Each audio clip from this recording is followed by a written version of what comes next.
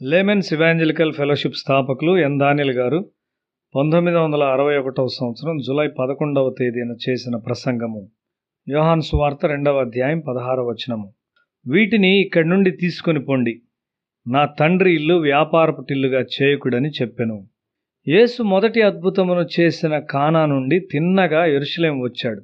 ఆయన వచ్చినప్పుడు దేవాలయంలో ప్రవేశించి అక్కడ పరిస్థితిని చూచి చాలా విచారపడ్డాడు.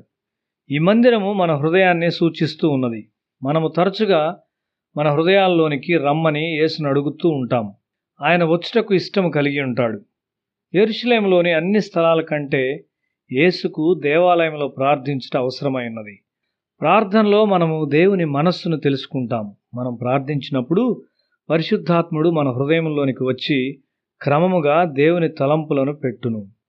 నీకు దేవుని తలంపులు తెలియకపోయినట్లయితే నీవెక్కడికి వెళ్ళుచున్నావో నీకు తెలియదు.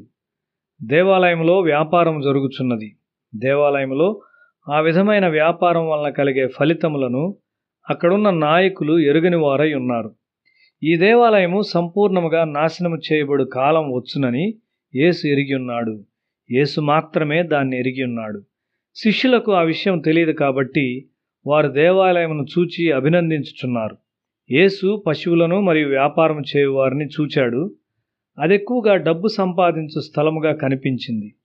మన సహవాసము డబ్బు కొరకు కొనసాగుచున్నదని ప్రజలు ఆలోచిస్తారు.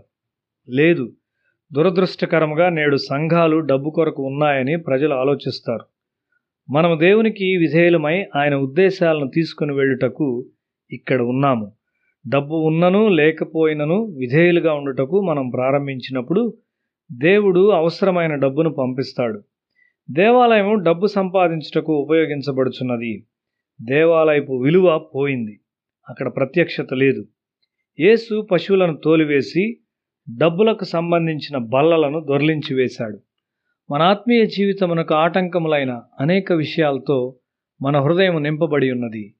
దేవాలయంలో ప్రార్థన లేకుండుటను యేసు చూచాడు.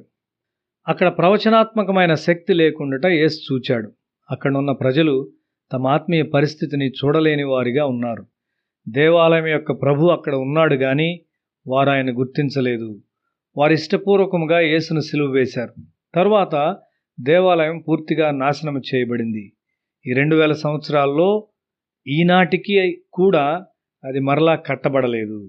ఎజ్రా ఏడ్చుచు దేవుని మందిరం ఎదుట సాష్టాంగపడుచు పాపమును ఒప్పుకొని ప్రార్థన చేసెను. ఇశ్రాయేలీయుల్లో పురుషులు, స్త్రీలు, చిన్నవారు మిక్కిలి గొప్ప సమూహముగా అతని యొద్దకు కూడి వచ్చి బహుగా ఏడ్వగా అని ఎజ్రా గ్రంథము 10వ అధ్యాయం 1వ వచనంలో వ్రాయబడి ఉన్నది. మనం ఒక దేవాలయమును కట్టినప్పుడు అది ప్రార్థన ద్వారా కట్టబడాలి. నీవు నీ ఇల్లు కట్టినప్పుడు ప్రార్థన ద్వారా నీవు దాన్ని కట్టవలసి ఉన్నావు. భార్యాభర్తలు కలిసి ప్రార్థించినప్పుడు వారికి ప్రత్యక్షతలు వస్తాయి.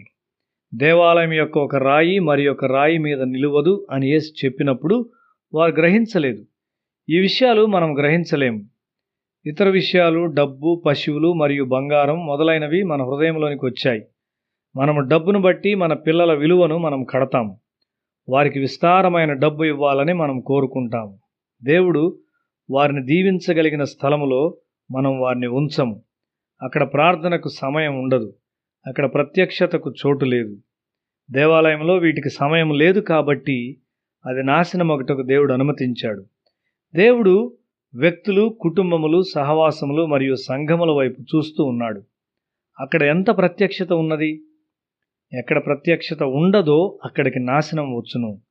సామెతల గ్రంథము 29వ అధ్యాయం 18వ వచనములో చూస్తే దేవోక్తి లేని ఎడల జనులు కట్టులేక తిరుగుదురు అని రాయబడి ఉన్నది.